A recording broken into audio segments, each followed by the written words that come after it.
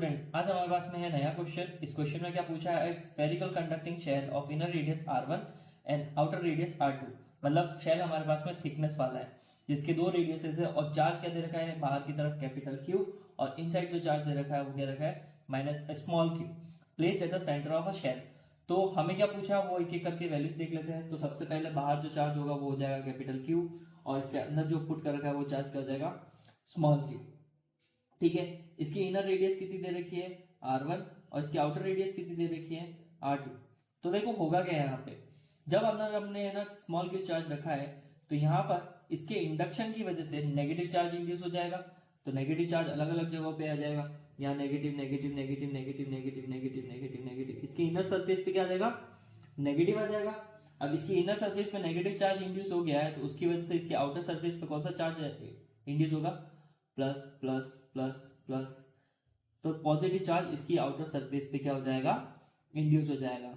और वो positive charge उतना ही अमाउंट का होगा जितना अमाउंट का ये इंटरनल हमारे पास में चार्ज है। तो इसका मतलब यहाँ पे जो चार्ज इंड्यूस होगा वो नेगेटिव क्यू होगा और बाहर जो चार्ज यहाँ सरफेस पे जो चार्ज आएगा वो क्या होगा, plus Q.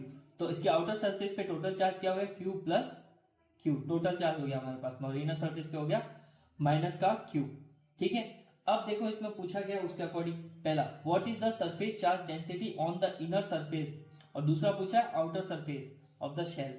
Surface charge density का फॉर्मूला क्या होता है, sigma equals to Q by A होता है। चूंकि ये स्फेयर है तो इसके पास में फॉर्मूला हो जाएगा q by 4 pi r square. अब वैल्यूज के अकॉर्डिंग इन वैल्यूज को रख देते हैं। पहला आ रहा है हमारे पास में inner surface, inner surface, inner surface के केस में हो जाएगा हमारे पास में सिग्मा 1, इनर सरफेस पे चार्ज आया है माइनस का क्यू, वो इंडक्शन के थ्रू जो चार्ज बना है वो, फिर आ जाएगा 4 पाई और इसकी इनर सरफेस की रेडियस कितनी हो जाएगी, r1 का स्क्वायर। तो ये पहले का आंसर। सेकंड हमारे पास में आ जाएगा आउटर सरफेस, आउटर सरफेस, और आउटर सरफेस पे हमारे पास में हो जाएगा सिग्मा 2।